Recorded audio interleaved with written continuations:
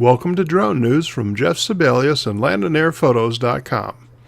Skydio is now taking pre-orders on their new Skydio 2 drone. The Skydio 2 may well be the ultimate selfie drone. It features 6 separate 4K navigation cameras to provide 360-degree collision avoidance that functions in controlled and autonomous flight modes. If the marketing videos are to be believed, the ability of the Skydio 2 to follow a subject through trees and around obstacles is far beyond what any other drone can do. In this respect, the Skydio 2 looks amazing. Top speed in autonomous mode for the Skydio 2 is 36 miles per hour. Skydio claims an average flight time is 23 minutes. Both of these stats amount to a step back from other drones on the market right now. The Skydio 2 shoots an impressive 4K video at 60 frames per second with a bitrate of 100 megabits per second. It also shoots a less impressive 12 megapixel still image. The 3-axis gimbal has a pitch range of negative 110 degrees, which is better than straight down, to plus 45 degrees, so it allows you to pan up as well as down. It has a fixed f2.8 20mm lens, which is fairly wide, but the samples I have seen appear to have minimal barrel distortion. The drone does not ship with a controller.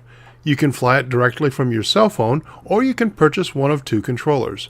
The Skydio Beacon is a small remote control that extends the drone's range out to 1.5 kilometers and supports automated flight modes.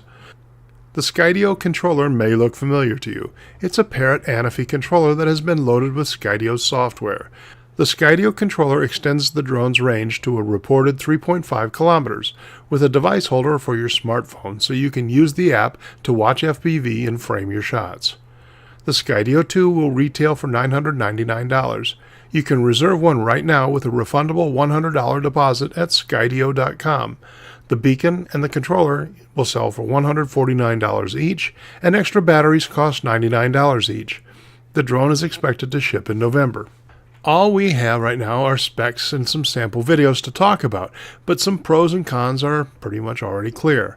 On the plus side, this is a wicked looking drone that pegs out the cool meter. In terms of its color, it looks a bit like the Parrot Bebop. I certainly hope this drone is more reliable than Parrot drones are, though.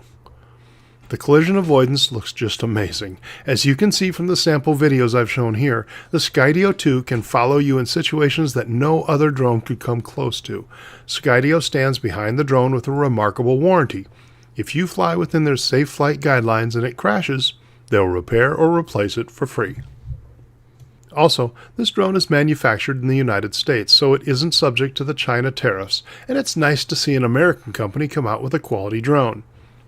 On the downside, I wasn't impressed with the sample videos taken with the Skydio as shown on their website. The specs are great, but the samples I've seen are just not as sharp and clear as what you get from other brands.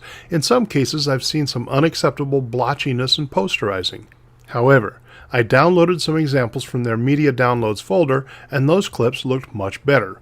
So the problem could be with the rendering of their videos, and not with what the drone actually shot. Yeah, okay, I get it. It's an action camera drone, so its strength is its ability to follow. But it is still a camera drone, so the image quality must be there. The video samples I've seen were taken with pre-production models, and I'm hoping the quality will be there when the drone actually ships to the customers, if it isn't there already. As you can see in the photos, the drone is very flat, and its front props are below the arms rather than above, which could make hand launching and landing a bit exciting. Without any legs, the drone essentially belly flops when it lands, so you'll have to choose landing locations carefully. Fortunately, the camera is well protected, so landing on uneven surfaces shouldn't hurt it. The props may be another matter.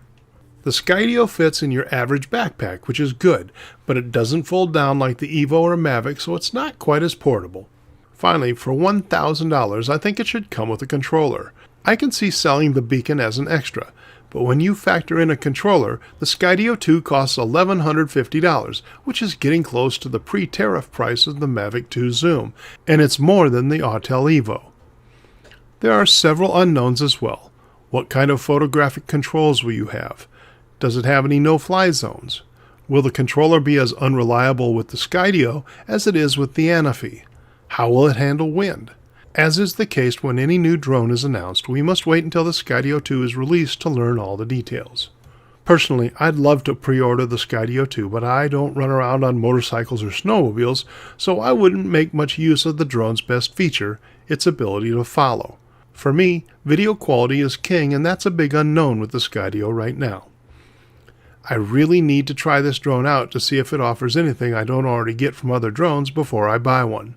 If Skydio would loan me one for review purposes, I'd love to try it. Otherwise, I'll see if I can find someone local who buys one. If I can, I'll be happy to do a review on the Skydio 2. I'd love to see another successful drone on the market that doesn't start its name with DJI. That's it for this episode of Drone News. Thank you for watching this video.